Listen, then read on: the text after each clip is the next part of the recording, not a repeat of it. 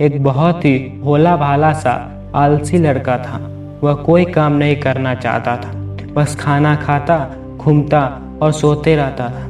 एक दिन उसे किसी ने बताया कि एक आश्रम है जहाँ पर कुछ करना नहीं पड़ता और हर दिन 2 समय का खाना और नाश्ता मिलता है, तुम वहाँ जा कर के रहो। उस आलसी लड़के ने सोचा कि यह तो बहुत ही बढ़िया है और वह उस आश्रम में जाकर रहने को सोचा। और फिर वह भोला भाला आलसी लड़का अपना सारा सांसारिक जीवन छोड़कर उस आश्रम में जाकर रहने लगा। आश्रम में गुरु जी रहते थे। वह कुछ समय सबको प्रवचन देते हैं। वह आलसी लड़का सुनता था, बाकी समय आराम करता था और फिर भर पेट खाकर सो जाता था। ऐसे ही उस लड़के का दिन गुजरता गया। एक दिन उस आश्रम में कुछ भी नहीं बना। नाश्ते के समय नाश्ता नहीं मिला।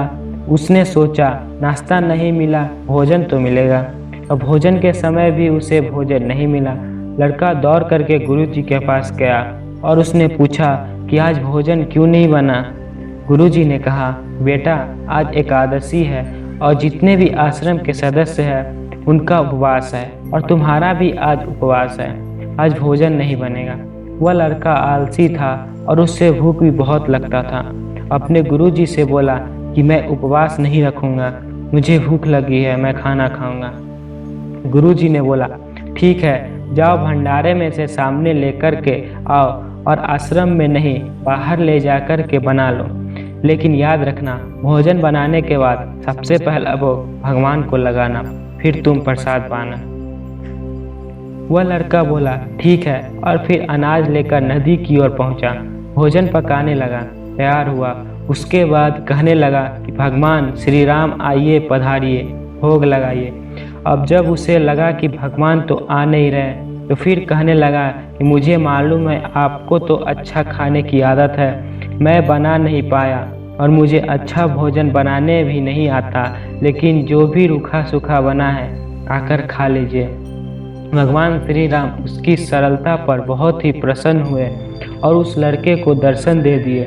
उसने देखा कि भगवान श्री राम आए हुए हैं और उनके साथ में माता सीता भी आई हुई है, लेकिन लड़के ने सिर्फ 2 लोगों के लिए ही भोजन बनाया था, एक अपने लिए, दूसरा भगवान के लिए।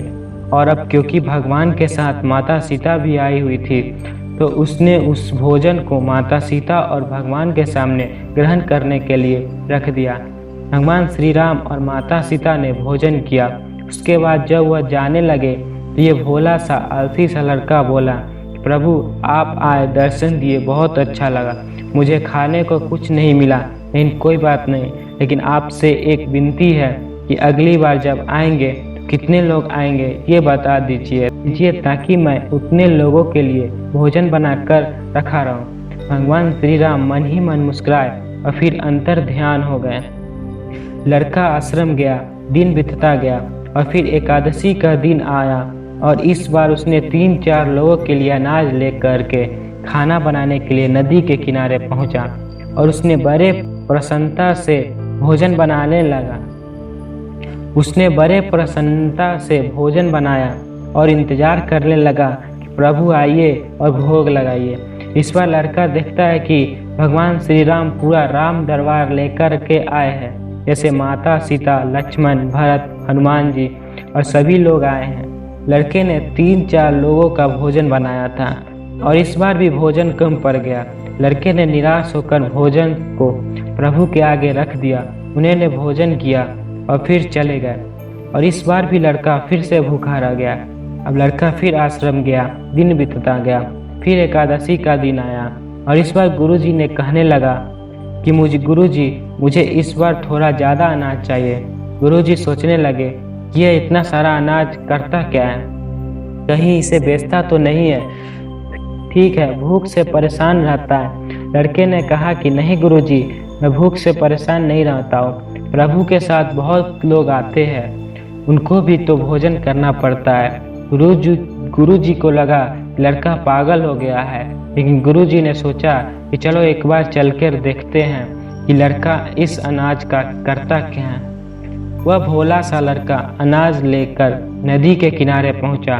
इस बार भोजन बनाया नहीं, उसने सोचा कि प्रभु हर बार ज़्यादा लोगों को लेकर आते हैं, इस बार वह जितने भी आएंगे खुद बना करके भोग लगा लेंगे। और फिर प्रेम से प्रभु को बुलाने लगा। गुरुजी ये सब छुप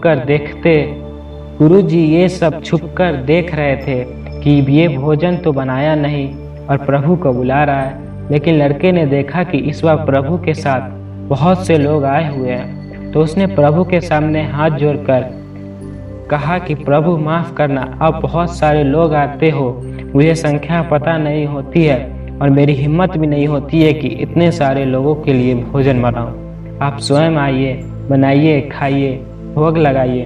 प्रभु मुस्कुराते हैं और अपने साथ अपने सभी लोगों के साथ मिलकर के भोजन बनाते हैं। गुरुजी ये सब छुप करके देखते हैं, फिर लड़के के पास आकर के कहते हैं कि तुम ये कर क्या रहे हो।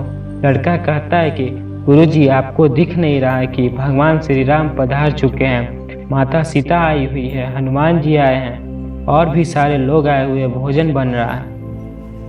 गुरुजी ने बोला कि पागल हो गया है, मुझे तो कोई दिख नहीं रहा है। लड़का गुस्सा हो गया और बोला, प्रभु आप ये क्या कर रहे हो? एक तो मुझे भूखा रखा है और गुरुजी को दर्शन नहीं दे रहे हो, जो मुझे पागल समझ रहे हैं। कृपया करके गुरुजी को दिखा जाओ। भगवान बोले, नहीं, मैं इन्हें नहीं दिख सकता। लड़का बोला, क्यों नहीं दिख सकते? मेरे गुरुजी तो बहुत महान है, बहुत बड़े ज्ञानी और ज्ञाता है। भगवान बोले, हाँ ज्ञानी और ज्ञाता होंगे, लेकिन तुम्हारी तरह सरल नहीं है। जो सरलता तुम में है वो तुम्हारे गुरुजी में नहीं। लड़के ने ये बात गुरुजी से कह दी। भगवान श्री राम कह रहे हैं कि आप में सरलता नहीं है, आप मेरी तरह सरल नहीं है, इसलिए आपको नहीं दिख रहा है। गुरुजी की आंखें नम हो गई और रोने लगे और बोले, बिल्कुल सही कहा, मेरे अंदर तुम्हारे जितना सरलता नहीं है। और फिर माफ़ी मांगने लगे। भगवान ने गुरुजी को दर्शन दिए। ये कहानी हमें सिखाती है कि जीवन में सरलता सबसे आवश्यक है। जितने सरल बने रहेंगे उतना जीवन में आगे बढ़ते चले जाएंगे। जब आप सरल होते हैं तो आप खुद भी मुस्कुराते हैं और दूसरों को भी मुस्कुराने की वजह देते हैं।